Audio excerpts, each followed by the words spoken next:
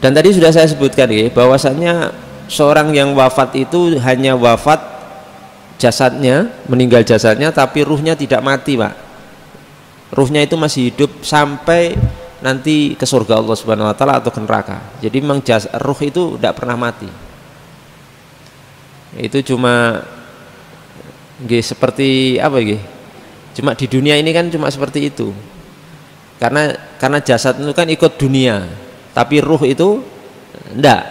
Ruh itu bisa lintas alam. Lintas apa? Alam. Alam dunia oke. Alam barzah masuk, alam akhirat bisa. Lintas alam. Masalah ruh itu kalau dijelaskan wah luar biasa itu. Rahasia-rahasianya itu. Saya sarankan panjenengan kalau bisa baca bahasa Arab, bisa membaca bukunya Ibnul Qayyim, Imam Ibnul Qayyim, judulnya Ar-Ruh. Itu isinya tentang ruh itu. Ilmu tentang ruh itu seperti apa. Walaupun ilmu tentang ruh itu yang diberikan Allah pada kita cuma secuil. Rahasia-rahasia lainnya tidak diberikan. Cuma secuilnya itu saja sudah luar biasa. Di kitab Ar-Ruhnya Imam Ibnul Qayyim rahimahullah ta'ala rahmatan wasi'ah. Makanya termasuk ruh itu hidup. Makanya kenapa nanti kok kita ada syariat di agama kita itu syariat apa? Ziarah apa? Ziarah kubur. Kalau ruh itu mati dan jasad mati, nggak ada fungsinya ziarah kubur. Karena kita kalau ziarah kubur itu, kalau ruh dan jasad mati, ziarah kubur itu sia-sia karena kita menziarahi benda mati. Tulang kan mati, benda mati, gitu. Tulang kalau manusia itu udah jadi mayat, terus nanti dimakan hewan bumi, jadi tulang tok. Tersisa tulang tuh kita ziarah tulang itu nggak ada fungsinya. Menziarahi benda mati seperti menziarahi batu, seperti menziarahi pohon gitu. Lah karena ada syariat ziarah kubur itu menunjukkan ruh itu tidak mati. Paham nih? Makanya jangan dibayangkan, ini pemikiran sebagian orang yang perlu diluruskan, menganggap orang mati itu seperti batu, makanya tidak pernah ziarah kubur. Padahal itu hidup, ruh itu hidup di alam barzah, ya tempatnya di alam kubur itu. Maka ada syariat ziarah kubur. Ziarah itu apa teman istilahnya? Artinya apa? Ziarah itu berkunjung, mengunjungi. Masuk kita disuruh syariat Nabi Muhammad SAW mensyariatkan kita, menganjurkan pada kita untuk mengunjungi benda mati, itu nggak mungkin, Pak. Itu orang stres. Sana kunjungi batu itu, nah itu stres nih, orang stres itu. Kita suruh mengunjungi benda mati, itu orang stres, mesti stres. Tapi tidak, Nabi Muhammad SAW tidak seperti itu. Kalau ada perintah ziarah kubur itu menunjukkan orang yang diziarah itu masih hidup, ruhnya. Maka dalam hadis-hadis sahih itu ada hadis menunjukkan ruh itu, orang mati itu ruhnya tahu mendengar gesekan suara sendal. Jadi kalau sudah meninggal dikubur, selesai dikuburkan itu dikuburkan, selesai dikuruk dengan tanah, itu ketika penziarah itu atau yang mengiringi jenazahnya ke kuburan itu pulang, itu gesekan sendalnya itu didengar oleh ruh itu, arwah itu mendengar, tahu. Kemudian dalam hadis lain disebutkan arwah orang mati itu kalau diziarahi penziarah itu tahu, oh ini anak saya. Jadi ya'rifuhu fid dunya, dia kenal di dunia, maka ketika dia wafat masih kenal. Oh ini anak saya, ziarah saya. Oh ini anak saya, menziarahi saya, tahu. Oh ini ponakan saya. Oh ini suami saya, ziarahi saya istrinya. Atau sebaliknya, yang wafat suaminya, suami tahu, oh ini siapa, istri saya menziarahi saya. Tahu, itu hadisnya sahih, Pak. Hadisnya apa? Sahih. Gitu? Seperti itu. Makanya orang tua kita yang sudah wafat itu tahu, anaknya itu tidak pernah ziarah kubur itu tahu.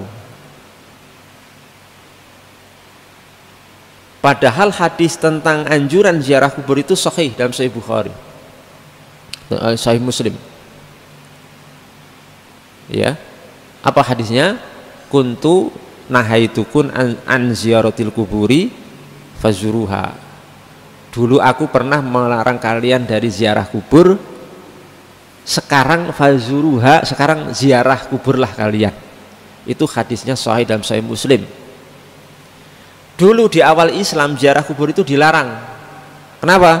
Karena waktu itu kaum muslimin, para sahabat baru lepas dari pemahaman penyembahan kepada berhala, sehingga dikhawatirkan kalau langsung diperintahkan, disyariatkan, itu menjadi sebab nanti malah nyembah kuburan.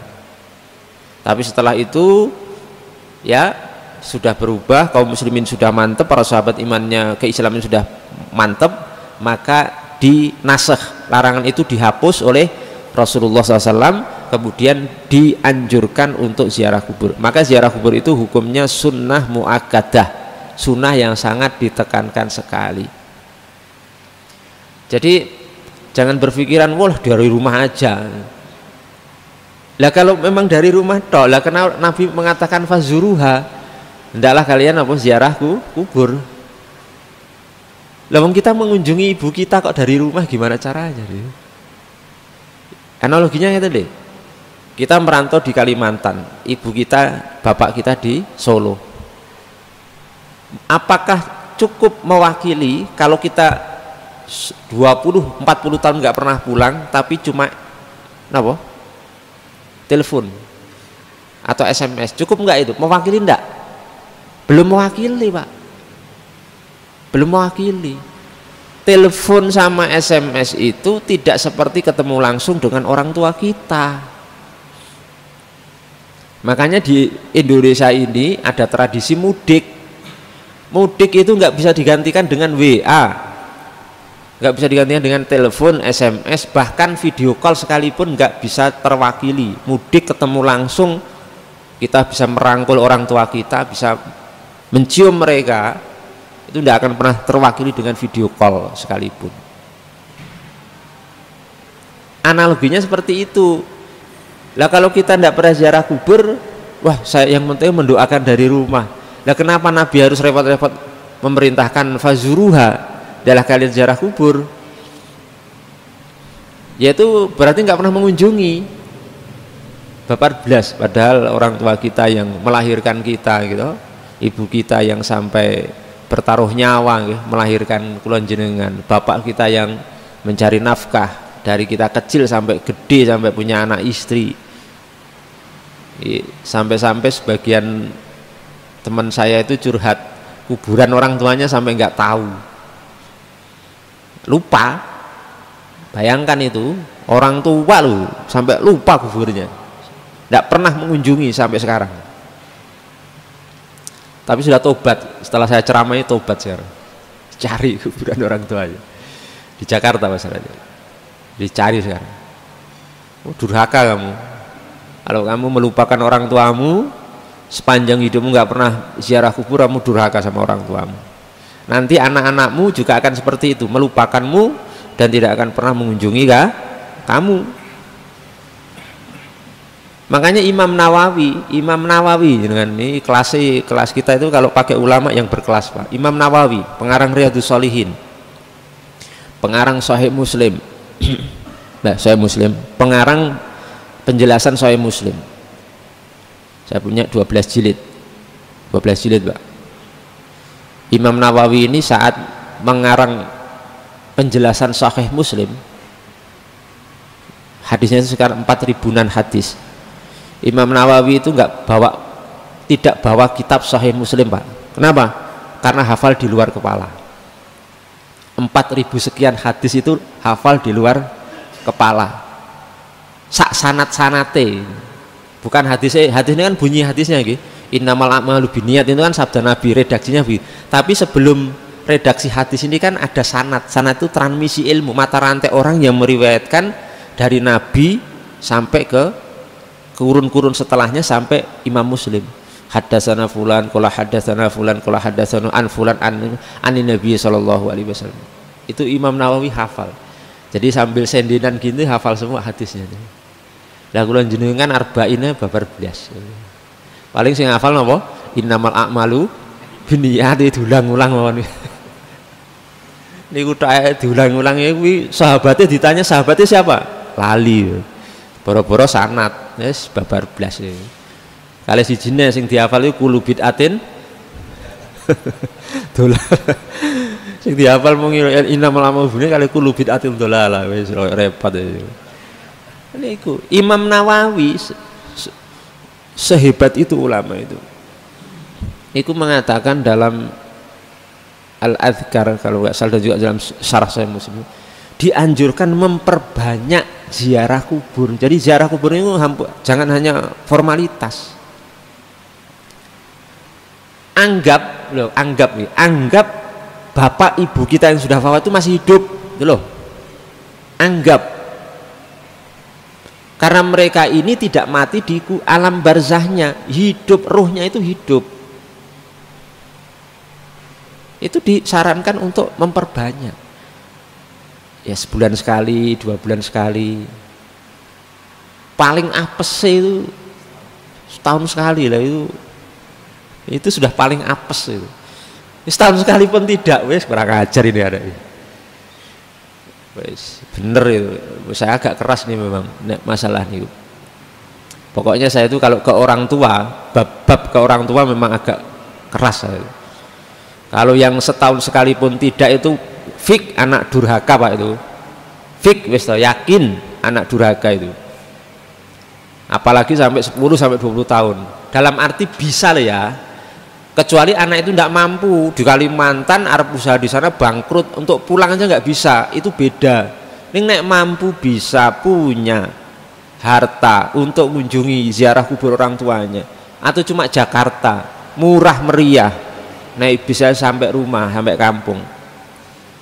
Selama hidupnya nggak pernah ziarah kubur, cuma sekali tok waktu nganterkan jenazah bapak ibunya tok itu terakhir. Setelah itu nggak pernah. Itu fik anak durhaka, wis tok yakin itu anak apa? Durhaka. Karena ini menyelisih Nabi Muhammad. Nabi Muhammad mengatakan fazuruha, ziarahlah kubur kamu. Nabi Muhammad niku menziarahi pekuburan Baqi, syuhada Uhud, para sahabat yang wafat di perang Uhud. Ziarah Nabi itu Pak, bukan dari rumah, didoakan dari rumah. Doa dari rumah juga penting, tapi ziarah kubur juga penting, karena itu mengunjungi. Kalau nggak begitu Nabi nggak keronto-ronto, nggak perlu susah-susah ziarah ke pekuburan Baqi, mengunjungi para sahabat yang mati syahid di perang Uhud. Kenapa Nabi nggak dari rumah? Nabi Muhammad itu mengunjungi ibunya, ziarah kepada kubur ibunya. Bayangkan, para sahabat juga mengamalkan itu. Loh kok sampai di zaman kita malah pada tidak pernah ziarah kubur dengan alasan dari rumah saja. Nah, itu fik durhaka itu. Ya. Jadi ini mohon diluruskan ya pemahaman seperti ini. Makanya saya mengamalkan Pak, saya mengamalkan ziarah kubur ibu saya karena ibu saya sudah wafat. Ya. Itu sebagai obat kerinduan. Manusia termulia setelah Nabi Muhammad itu ibu. Tidak ada yang menandingi ibu. Siapapun itu setelah Nabi Muhammad itu manusia termulia adalah ibu kita. Kalau wafat itu jangan pernah terputus hubungan kula jenengan sama orang tua, terutama ibu, dengan cara ziarah kubur. Yang setahun sekali itu saja itu sudah sangat kurang adab itu. Tapi masih mending daripada yang tidak sama sekali. Makanya kalau sampai setahun sekalipun juga tidak, itu luar biasa. Ya luar biasa. Dan saya mendapatkan, karena ini perlu saya luruskan, karena ada pemahaman begini. Oh dari rumah saja, doa dari rumah. Silahkan doa dari rumah, oke. Tapi kamu telah menyelisih sunnah nabimu. Apa? Ziarah kubur. Ziarah kubur itu sepakat ulama, ini untuk laki-laki ya. Ini pembahasan untuk laki-laki. Ulama itu sepakat ziarah kubur itu hukumnya sunnah Pak. Ulama sepakat lah, kita itu kalau meninggalkan ini menyelisih hampir semua ulama. Untuk perempuan baru ada beda pendapat. Kalau perempuan apakah disyariatkan ziarah kubur atau tidak? Ada yang mengatakan tidak. Kalau perempuan, ada yang mengatakan makruh, ada yang mengatakan boleh. Kalau saya pribadi mengikuti yang boleh. Ziarah kubur bagi perempuan itu boleh juga seperti laki-laki. Tapi penekanannya memang untuk laki-laki. Cuma kalau nanti di kuburan itu si perempuan ini melakukan hal-hal yang tidak terpuji, karena jiwanya kan lemah gitu perempuan itu, so, malah nangis-nangis gitu, malah stres, malah bukan stres, apa? Histeris, stres, histeris, malah melakukan perilaku jahiliyah, lah ini malah jadi makruh, bisa haram. Tapi kalau bisa menahan diri, beradab, tetap beradab, santun di kuburan, mendoakan orang tuanya dan lain sebagainya, maka ini dianjurkan juga. Jadi monggo, mumpung yang belum ziarah kubur, segera sebelum jenengan di stempel jadi anak durhaka oleh Allah Subhanahu wa taala dan Rasulnya Muhammad sallallahu alaihi wasallam. Karena ibu orang tua kula jenengan itu masih hidup di alam sana dan tahu, Pak. Makanya kalau masuk kuburan doanya apa? Assalamualaikum ya ahlad diyar fa inna insyaallah bikum lahikun. Itu assalamualaikum kula jenengan itu disyariatkan untuk menyalami penghuni kubur. Dhamire kata gantinya pakai kum, kamu itu nek dalam bahasa Arab untuk seseorang yang hadir di hadapan kita, ada gitu loh. Kalau kita suruh menyalami penghuni kubur, itu pasti penghuni kubur bisa menjawab salam kita. Maka hadis-hadis lain itu menyebutkan penghuni kubur itu kalau kita salami menjawab salam kita. Nggak mungkin Nabi Muhammad suruh kita nyalami sesuatu yang nggak bisa jawab. Fik nggak mungkin. Kalau kita disuruh menyalami pasti bisa menjawab. Makanya assalamualaikum, bukan assalamualaihim. Kalau him itu orangnya nggak ada, Pak, gaib. Kum loh, kamu di hadapanku, seperti jenengan itu seperti masih hidup. Assalamualaikum Pak, ngoten. Itu untuk mereka orang tua kita. Nah ini ya, jadi mohon diperhatikan itu, dan usahakan kalau ziarah kubur itu doa jangan lupa, sempatkan untuk membaca ayat dan hadiahkan kepada orang tua kita. Niku menurut 4 madhab, Imam 4 madhab, Imam Abu Hanifah, Imam Malik bin Anas, Syafi'i dan Ahmad, 4 madhab ini menyatakan sampai bacaan Quran yang dihadiahkan kepada orang tua mayit, sampai menurut 4 madhab. Saya biasanya saya itu mengamalkan baca surah Yasin sama Al-Fatihah. Gak baca Pak sampai khatam. Saya berikan untuk ibu saya. Saya berharap kubur ibu saya itu diluaskan oleh Allah Subhanahu wa taala, diterangi oleh Allah Subhanahu wa taala, dijadikan sebagai taman-taman surga dan dikelompokkan nanti menjadi barisan para penghuni surga. Masih bisa kula jenengan itu birrul walidain, berbakti kepada orang tua. Dan nasib orang tua kita di akhirat, ya bukan di alam barzah, itu masih bisa ditolong Pak, dengan usaha kula jenengan sebagai anak. Kenapa? Sebelum masuk alam akhirat. Alam akhirat nanti masuknya kapan? Ketika kiamat tiba, itu orang tua kita semua akan masuk alam akhirat. Kalau sudah masuk akhirat itu tidak bisa ada kemanfaatan dari orang lain untuk orang lain, mboten saged. Jenengan doa ya Allah ampuni ibu saya di akhirat, ndak berguna, ndak bisa. Tapi nek di alam barzah masih bisa, itu alam transit sebelum akhirat. Itu alam barzah, yaitu alam kubur. Mumpung masih belum kebacut, monggo ini diusahakan semaksimal mungkin, doa, bacaan Quran, ziarah kepada orang tua kita, supaya nanti orang tua ketika kula jenengan wafat, anak-anak kita niku jadi berbakti juga kepada kita, mengunjungi kita, supaya kita tidak nangis nanti di alam barzah, karena anak-anak kita tidak pernah mengunjungi kita, nggak pernah mendoakan kita, tidak pernah membacakan ayat-ayat untuk kita. Ini nanti kita menangis sendiri karena apa? Mungkin perbuatan kula jenengan sendiri ke orang tua ya nggak pernah, itu bahaya sekali.